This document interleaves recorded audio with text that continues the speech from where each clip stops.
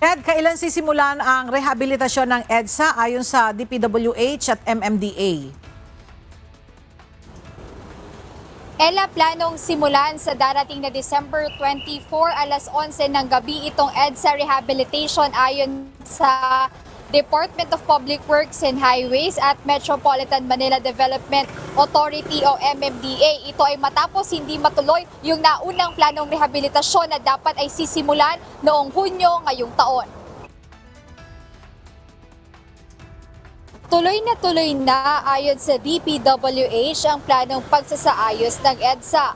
Ayon kay DPWH Secretary Vince Dizon, agad na itong sisimulan sa darating na December 24 kasabay ng holiday break o uwian ng karamihan sa probinsya. Paliwanag ng Metropolitan Manila Development Authority o MMDA. Base sa kanilang datos, mas kaunti ang motorista sa EDSA kapag ganitong mga araw. Kaya pasok ito sa nais ni Pangulong Ferdinand Marcos Jr. na ang gagawing pag-aayos sa lugar ay hindi masyadong makakaabala sa mga motorista maging sa mga commuter.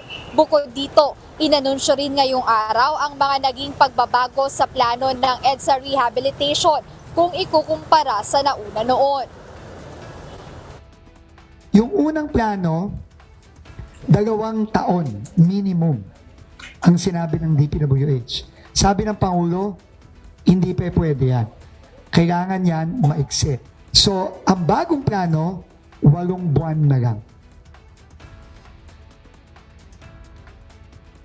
Ayon kay Secretary Dizon, ang unang phase ay magsisimula na sa susunod na linggo at target matapos sa Abril o Mayo ng 2026. Magiging focus ng rehabilitasyon ay sa Ross Boulevard muna hanggang sa Orense. Samantala mula alas 11 ng gabi ng December 24 hanggang January 5, 2026 ng alas 4 ng umaga ay 24/7 ang magiging trabahong gagawin ng DPWH sa EDSA Rehabilitation.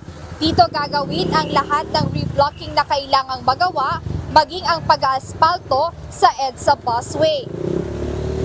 Ella, kaugnay nito, binanggit din kanina ng MMDA na yung naunang plano na magkakaroon ng number scheme kasabay ng EDSA Rehabilitation ay wala na dito sa panibagong plano ng pagre-rehabilitate sa EDSA. At bukod dyan, tiniyak ng DPWH, ng MMDA, maging ng Department of Transportation na itong panibagong planong inilatag nila sa EDSA Rehabilitation, ang target nila ay less yung mga magiging disruption pagdating doon sa trafiko at maging doon ay napababa na rin nila ang presyong gagastusin dito sa rehabilitasyon.